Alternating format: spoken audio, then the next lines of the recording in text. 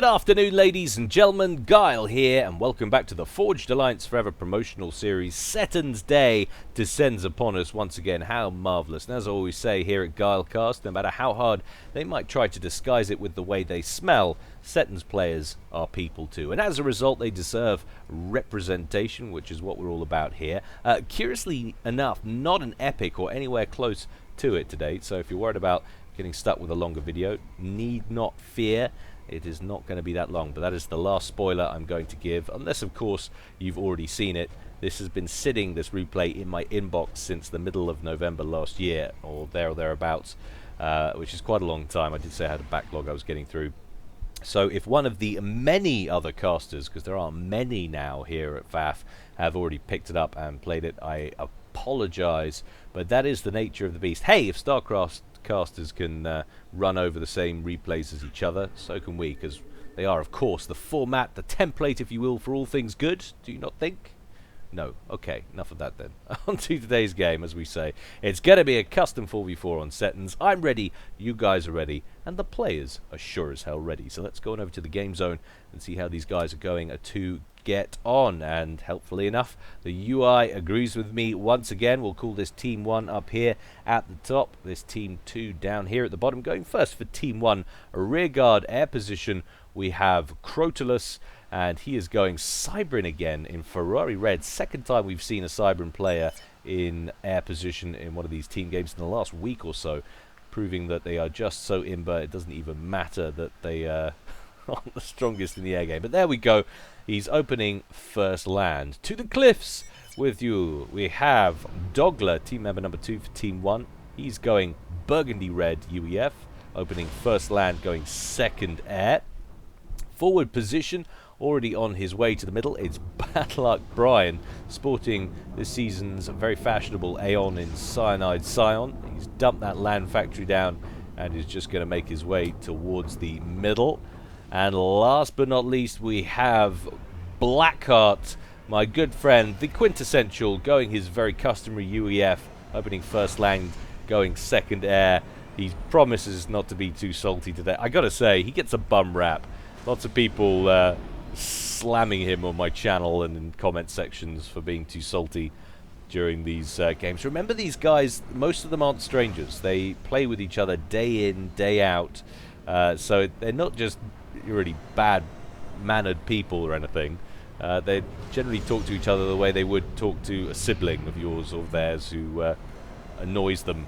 So that might put things in a little bit of perspective. So cut the guy some slack. He's actually a very nice guy, and I think no one would deny that he's got some serious talent when it comes to SOPCOM. Anyway, on to Team 2, rearguard air position. We have Petrick Pawns, and he is going Seraphim in electric blue, opening first land, going second air.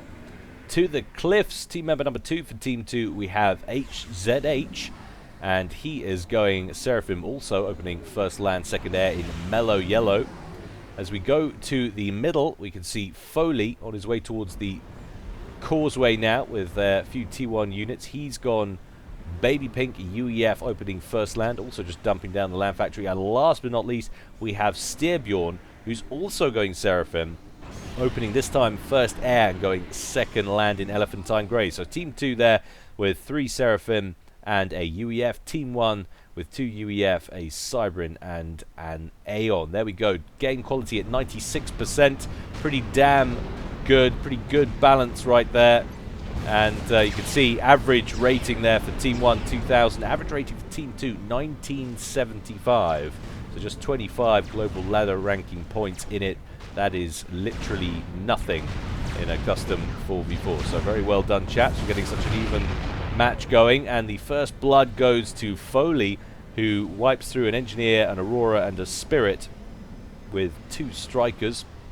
A little bit of an exchange of fire there between Brian and Foley. Lands a few bolts of ionized plasma from the Aeon ACU onto the UEF, but in comes a airdrop now from Dogler, a courier laden with what looks like build capacity. And I think, so it's a mixture of build capacity and mech marines on board. We're about to see if it is mech marines. Yes, it is. The ghetto gunship aspect there of the transport, the labs firing down over the top, picking off, or at least damaging a couple of engineers and picking off another one. He's dropped off the build capacity, which is going to go straight after a cap on the land factory. Foley says no, if you want that you're going to have to build it for yourself. Control K's it, and Dogler says fine, I'll just build it on top of the wreck and get the bonus anyway. Courier under a little bit of fire from HZH, who brings in some T1 inties, so Dogler's going to drop off those 2 mech marines and they're going to go to town on the NGs, who are coming in trying to do something, but they're not going to manage it. Dogler is concentrating, micros out the way of the reclaim, and then goes to town on the T1 P-Gens, flanking that mechs right there. But a nice bomb over the top from HZH, who's got some firepower air-to-ground wise in the skies above. Dogler just waiting for a few inties to amalgamate in a position just offshore. Is going to bring him in now and try and take down these bombers, but he's going to lose his last engineer on the ground. Styrbjorn also getting involved with the T1 bomber. But of course that land factory still healthy with 4100 HP, producing another mech marine there, but surely going to switch up to build capacity soon.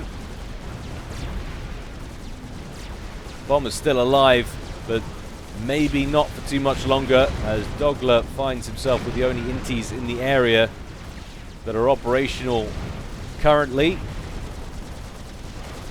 Mech Marine's still working on that T1 P-Gen.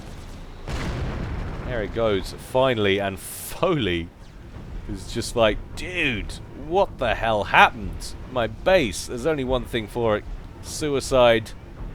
In situations like this, everyone will understand, dips beneath the waves, and then remembers he can breathe in that thing.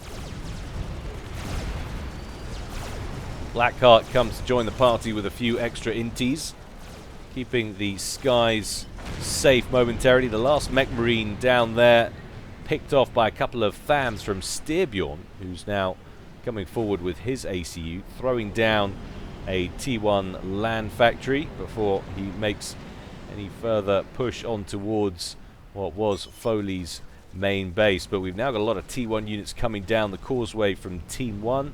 Bad luck Brian bringing them on down when he gets an upgrade on his comms. Same there for Foley. Both of these guys starting at almost identical times. In comes Petrick with a scout plane, and Styrbjorn with a few extra FAMs trying to dislodge this position. Interestingly enough, you can see no commitment from Dogler to try and hold on here.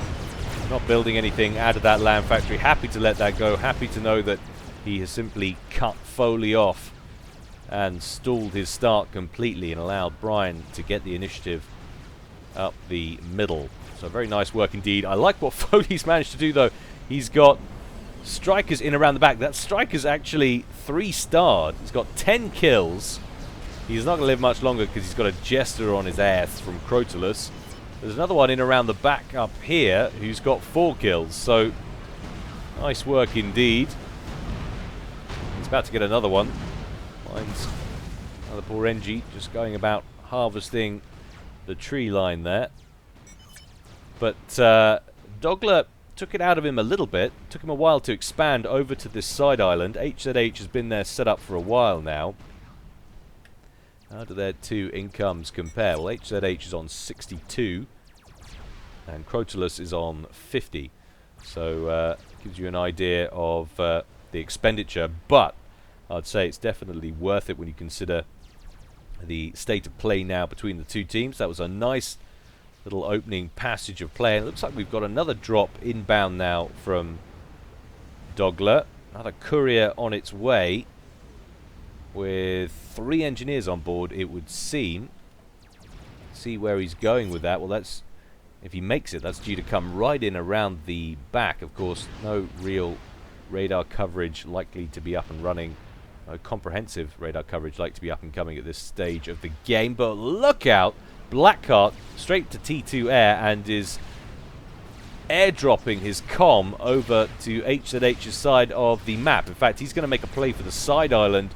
Very aggressive. I like what I'm seeing here from Blackheart. Blackheart already has a naval yard upgrading to T2. That's 50% complete. HZH as yet to build anything like that. But we've got another drop underway from Petrick, who's got his commander on board. So he's at T2 air as well. So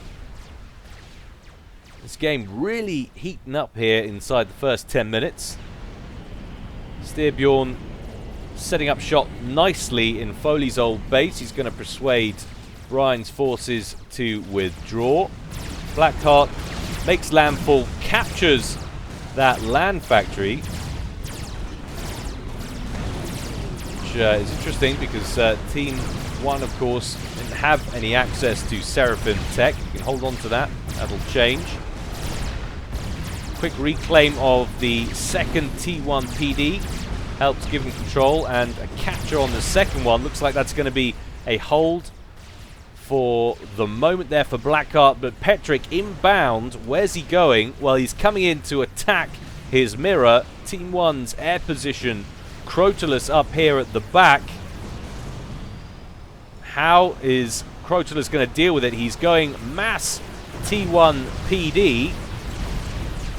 See the range on those PDs. Petrick well inside it. Petrick with access to the T2 engineering suite on board that comm is going to be... sorry, no, it's a T3 engineering suite. You can see how quickly those PDs are being created, but the T1 PDs from Crotalus opening up now on Petrick, who's down to about 50% of his HP, 9,000 hit points and falling. Crotalus also moving forward with his commander, but he needs to be careful. Petrick can spam up those T1 PDs very quickly indeed. Crotalus, well aware of the danger, is going to back up. He does have some T2 PD firepower of his own, going up incredibly quickly. You can see the battery, the line of Cerberus turrets going up there at the back. Petrick still with about 6,000, sorry, no, scratch that, 8,200 hit points on that commander, and is now working on some T2 PDs of his own. Importantly, crucially, he is outside most of the ranges of those Cerberus turrets. However, those engineers moving forward with their battery now want to make sure that Petrick cannot set up shop inside the range or in range of his main base. It's going to be tough though. Significantly more damage output, of course, from those Seraphim PDs compared to the Cybran ones. Target prioritization, of course, going on the opposing batteries. Almost annoying that those two T2 P-gens are being ignored, but no doubt that is all temporary as long as Petrick can hold this position. You cannot believe how quickly those T2 PDs are going up. If we take a quick look at the minimap, you can see Blackheart there has managed to cap that side island. Foley has headed back onto the mainland and has had a lot of the structures built for him by Styrbjorn donated over, it would seem.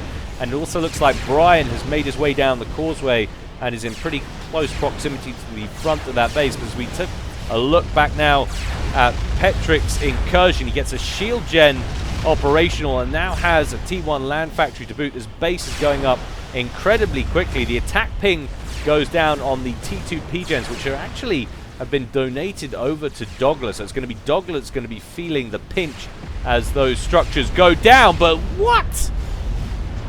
Crotalus taken out with what? That must have been a Control K. No, we've got Nothas, so fighter bombers. Fighter bombers in the sky. You can see there Crotalus saying he got bombarded. Structures donated over to Blackheart, so of course, as usual, full share is on, and fairies have to die to a terminal yeast infection. Very sad, as always. Petrick looking a little bit healthier now, about 10.5k with his ACU, as hordes of T1 start to make their way towards his fortifications. Blackheart has set up a row of about 5 T1 factories over there. We've got more T1 factories coming on this side from Dogler, and tons of Lobos just being scented now. It's going to look very reminiscent of a survival map rather than a Setons game now, as Petrick finds himself barricaded under shield cover. We're going to take a very quick look at what's going on elsewhere. Well, Blackheart has moved his comm to the pond and is now tac missiling HZH's position from the relative safety of the ocean floor, at least the pond floor. You can see the mass extractors under attack there.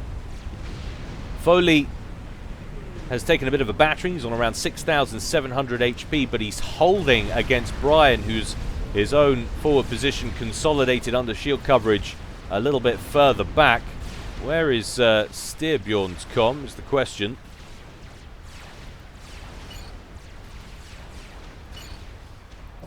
Well, there he is, staring me straight in the face, getting an upgrade on his commander as we speak.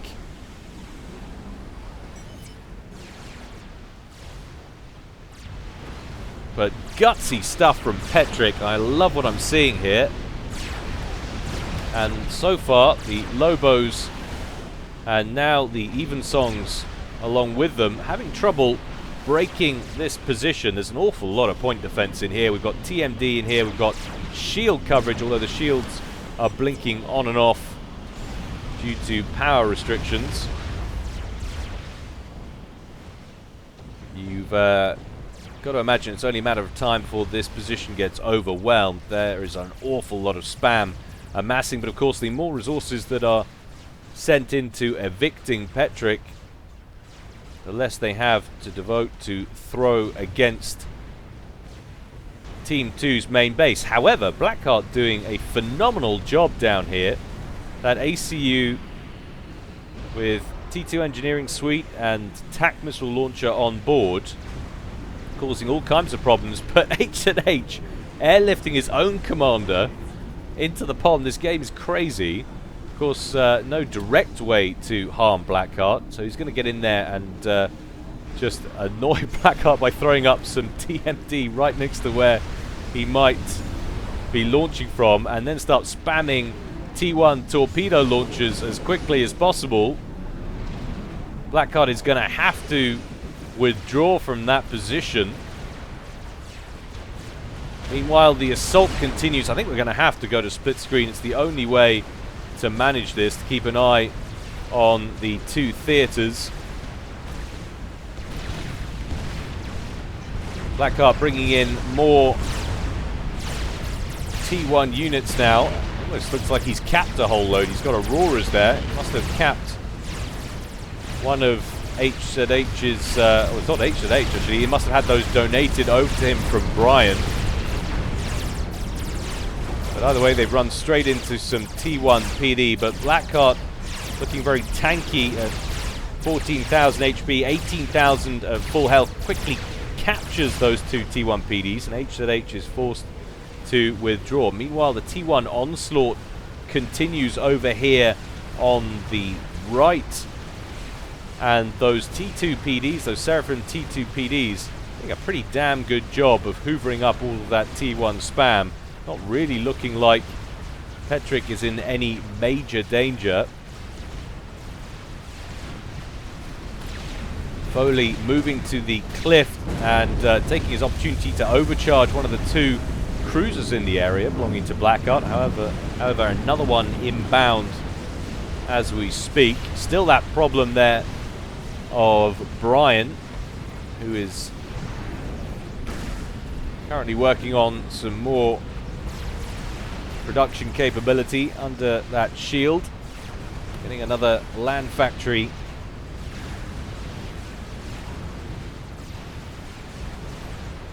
When you look at what's going on here, it's just free veterancy for all of these T2 turrets. And another drop. I cannot believe what I'm seeing here. HZH on the move once again. But the question is, where is he going? Well, he's coming in to join Petric. He's not going quite as deep into enemy territory. Looks like he's going to set up shop in the middle, but that could certainly ease the pressure. HZH, though, without any real eco, just 14 generated mass coming in, so his build quality is going to be pretty poor. Not going to be able to get too many structures going early on unless he rectifies that pretty quickly. Meanwhile, it looks like Styrbjorn has overwhelmed the ocean up here. In fact, I don't even know if Dogler managed to get any naval yards online. He's been so focused with trying to get Petric out of here, burrowed in like the little tick he is. And TML's now picking off mass points all over. So there we go. HZH going fully offensive against Blackheart, saying two can play at this game. He's going to set up shop right at the edge of Blackheart's territory. We've got another drop now from Dogler, who's bringing his commander forward. This game is crazy. Just 17 3/4 minutes gone. Dogler dropped forward, has T3 Engineering Suite and RAS on board that ACU.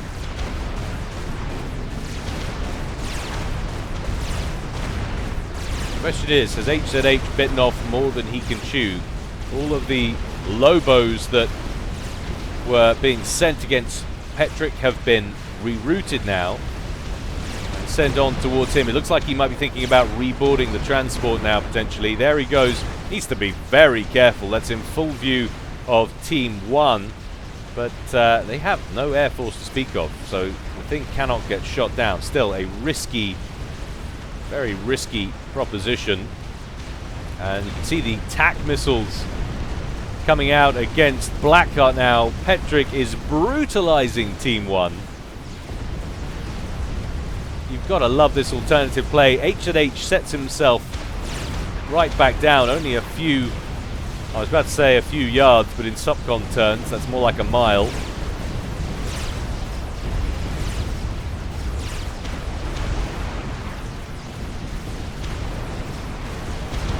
And immediately starts capping some of the T1 factories that were pumping out the spam. Now Dogler is going to try a little bit of a Ravager creep. I applaud his vision on this one. This is a good idea. Needs to get TMD up as well, though. He's facing an awful lot of firepower from the TAC missile batteries up here. Until he can get some TMD batteries online, it's going to be hard to hold on to those. HZH on the move is getting absolutely swamped now by Zooies. Foley and Brian still duking it out back here, back and forth. No major conflict going on over there. Cruisers setting up shop in the Bay area. Going to be causing problems for both Brian and Dogler.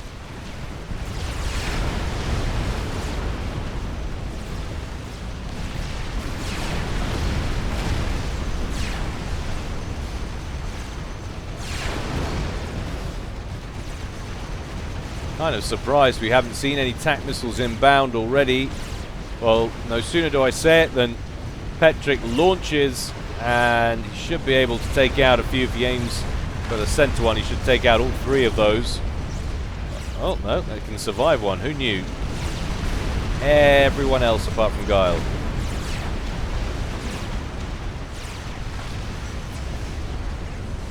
But still, the Ravager's getting traction.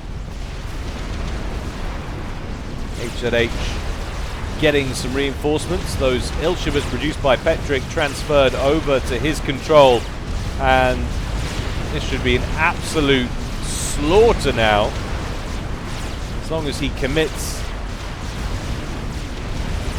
Blackheart, knowing he's beaten there, is going to have to back up slightly. Would you look at the state of HZH's base? Blackheart has done phenomenal work over there. Trying to work out where Blackheart's ACU is. Well, there he is, right in the middle of the upper body of the water there. Top ocean, if you will.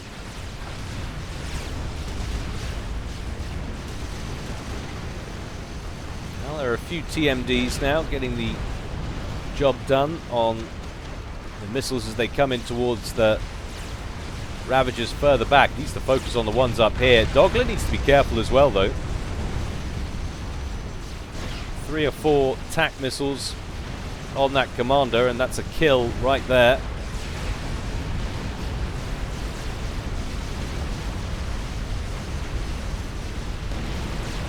HZH now, no doubt, thrilled to be running over Blackheart's old base with all of that T2 firepower.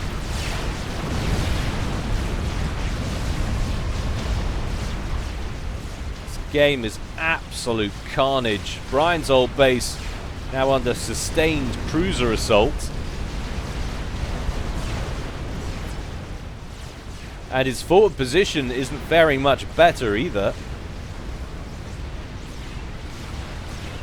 Cruisers donated over from Styrbjorn towards Foley, assaulting that forward position, and Brian actually evacing with his commander. I just can't get over how successful this drop has been. And there goes Dogler getting a couple of tac missiles to the face, manages to tank them, and then gets some mobile artillery shells in for good measure. Dogler desperately trying to get a shield gen up, manages it, but he's way down into the red, just 3,500 hit points. And there goes the shield coverage, blinks off at the worst possible time to get a power outage.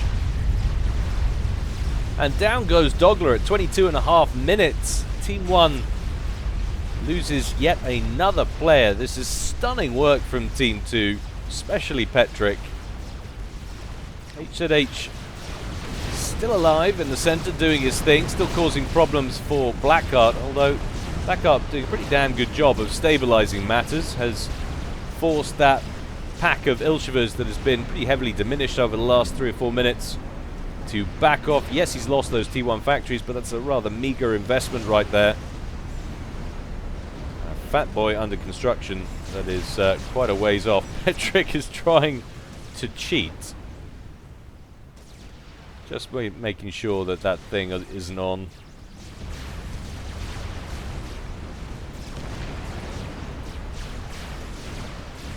You don't need to cheat, Petrick. You've got this one in the bag. And of course, yes, we've got these Ravagers over here, but no ACU to carry on building them, carry on the pressure. So that position now defunct, and Petrick will breathe just that little bit easier. Excellent tac missile snipe right there.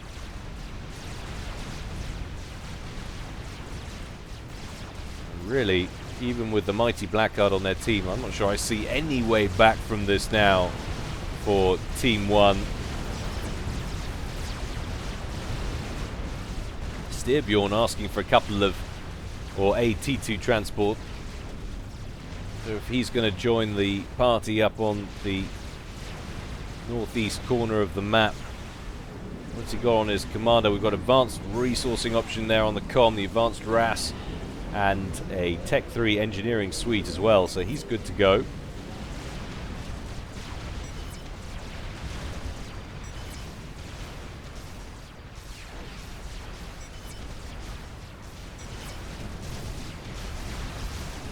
Dogler now hitting out against his teammate, as so often happens when things don't go to plan.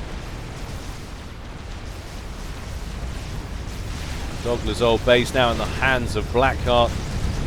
Build capacity trying to build tac missile defense, but that's an awful lot of Seraphim cruisers raining down missiles on that position.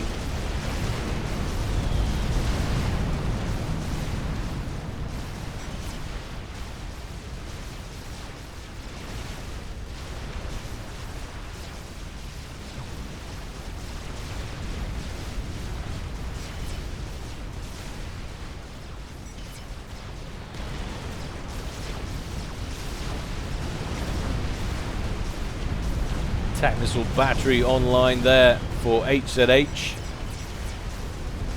Trying to pick off exposed mexes, but surely going to fall foul of that TMD right there. And Blackheart has built an experimental, so he managed to get that Fat Boy online, helped no doubt by the T3 engineers there from Brian. And that Fat Boy should be able to clear out this position for HZH.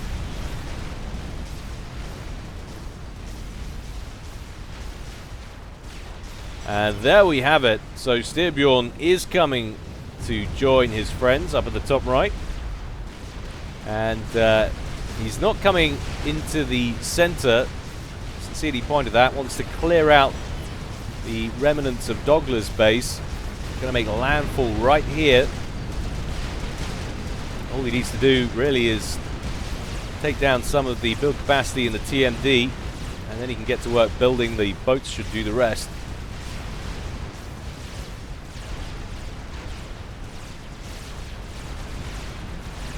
But HZH's forward position now in tatters as the Fat Boy rains hell down on it.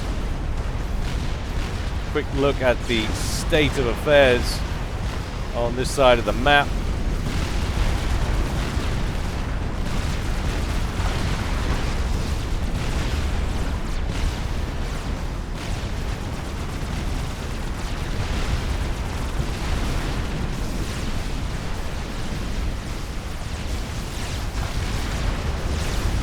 Just 26 minutes gone in this one. I can't believe how much stuff has happened. Blackheart has built a nuclear strategic missile submarine.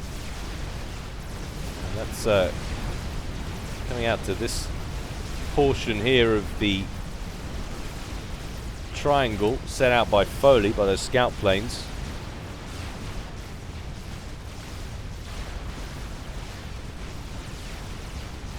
No nukes on board as yet. And Petrick has had enough. He is evacing. No doubt feels there's a limited amount he can achieve from this point. Styrbjorn makes landfall, and we've got a couple of shield gens online. We've got T2 PDs online. We've got cruiser fire now breaching through the main structures in Dogler's old base, now destroyed.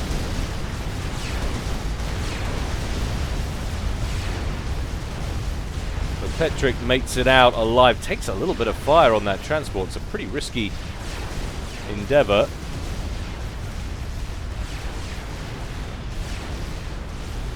But he's going to get out of there. And remember, of course, we've got virtually no presence in the air game, actually, for either team. It's not often you see a game of Setons where air basically doesn't feature. Certainly the Notha bombers helped take down Crotalus, but even if he hadn't died, I think with that incursion by Petrick, he was going down anyway. But HZH could find himself in trouble now. We've missed him, damn it. We've missed him take out Blackheart's Fat Boy.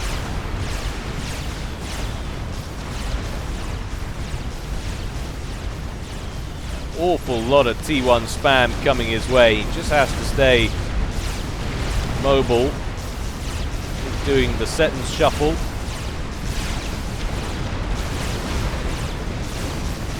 He's already at max veterancy, so no more chunks of HP can be restored. He has to rely on that extra regen he gets. But Blackheart rolls out now with a second Fat Boy. And if Blackheart can get it up here in range, might finally be able to burn out the scourge of Petrick.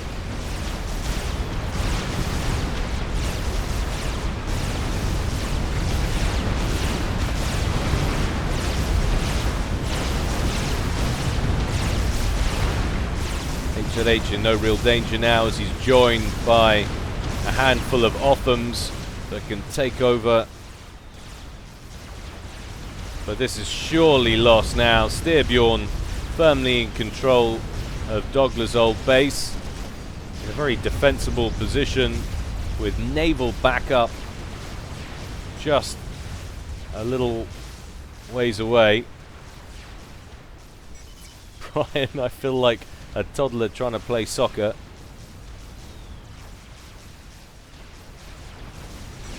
And there he is. Our Brian, located up at the top left corner. He's effectively a spectator now, to all intents and purposes.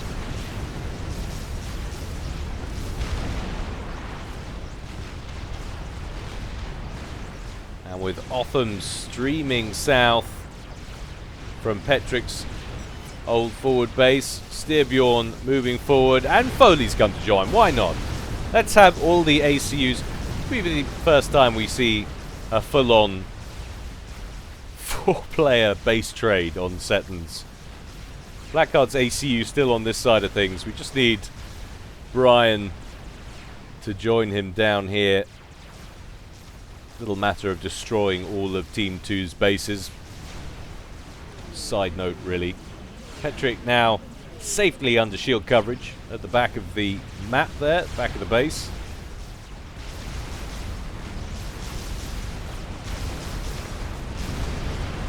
Should be putting his feet up and retiring with some kind of Seraphim penchant.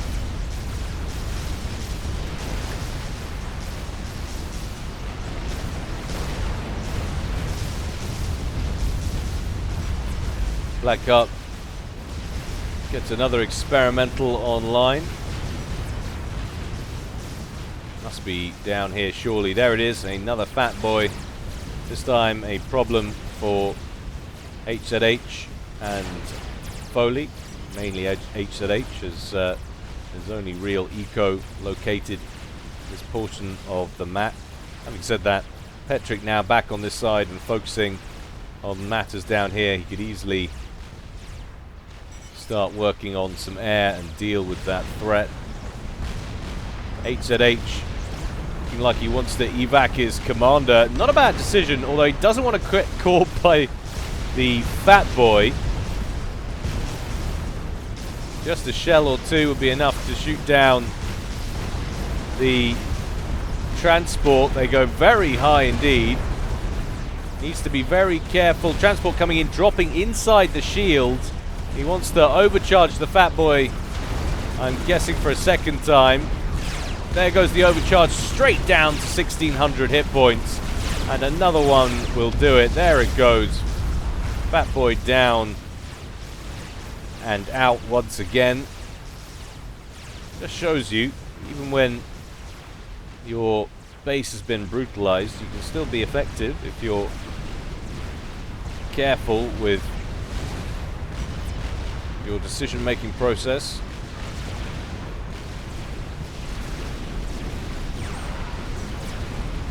Strap bombers now emerging for Petric, going after that other fat boy down there.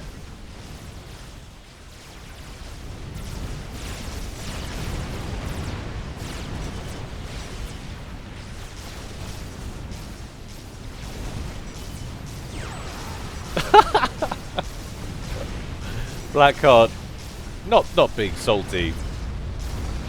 Not being salty at all. It's fine. They all know each other. It's brotherly love. Oh dear. Well, it's never fun seeing that coming towards your base, although he's managed to pump out a GC. And that should manage to deal with most of these Othams.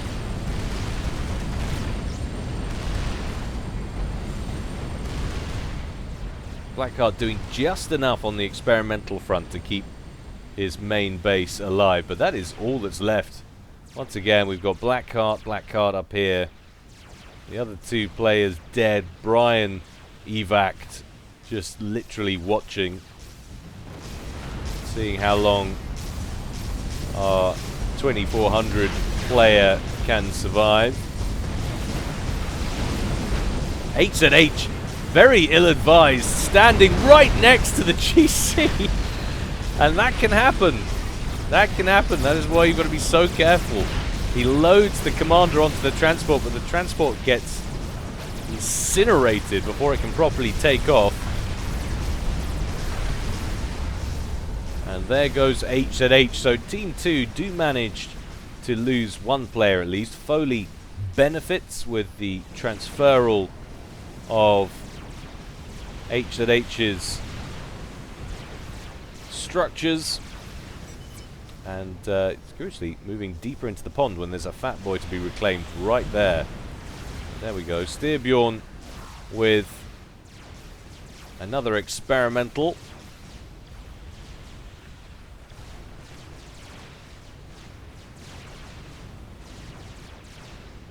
Sure whereabouts he's built it. I would imagine it would be up here. Strategic launch detected. And there goes the nuke. We knew it was coming at some point, and it's going after Foley's ACU, who is unwittingly moving towards the impact zone.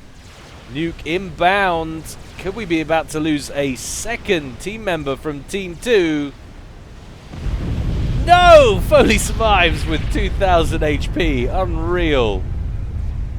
That water shielding for the win. Just enough distance from that inner ring to save him. Mind you, 27,000 hit points on that commander. Had he not been quite so heavily upgraded there, he's got one of the gun upgrades, TAC missile upgrade, T3 engineering suite, and a fully 5-star commander. So that is a tanky old beast right there. And that GC still online, of course, for Blackheart, although not currently advancing towards Petrick's base. Might have something to do with the Ethota and the 24 Othams that are waiting for him.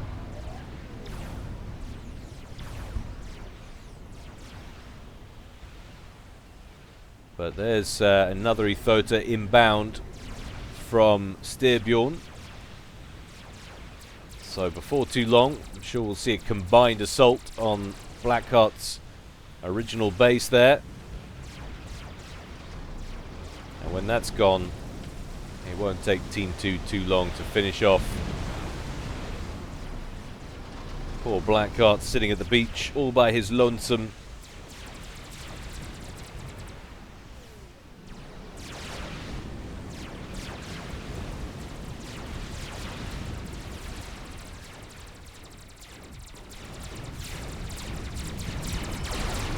Ethota brought in and manages to catch the GC out of vision range there.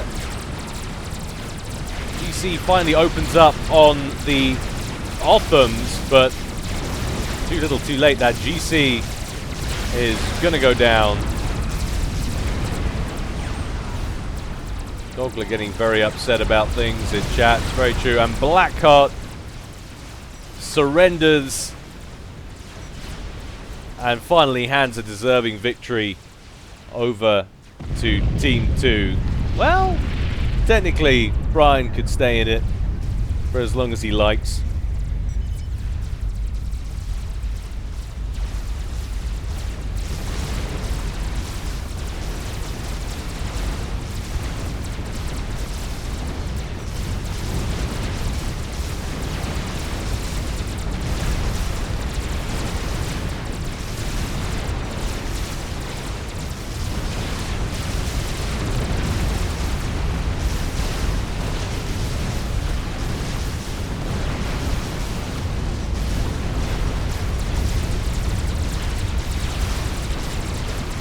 And there goes Blackheart's old base.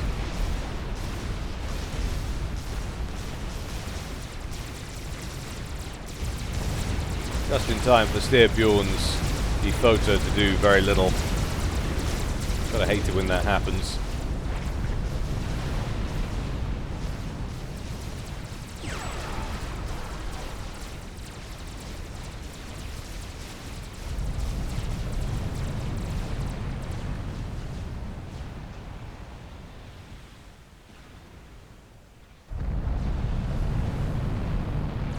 Now, strategic bomber and experimental bomber brought out for Petrick, but he doesn't get a chance to use it because Brian control case is calm and hands the victory over to Team 2. Well, a very unusual Setons. And I've got to say, guys, if you like comm drops, then that's a game for you. Certainly, that's the reason I brought it out. Might be the quintessential Guile game right there. A little bit slow towards the end, perhaps, but you've got to love the alternative Setons play. Just 38 minutes on a game of Setons, but it's been over more or less for the last 15 at least. Very entertaining stuff. Thank you very much for everyone who played. As always, more to come from me in the future, guys. But in the meantime, stay well, and stay safe. This is Guile, signing out.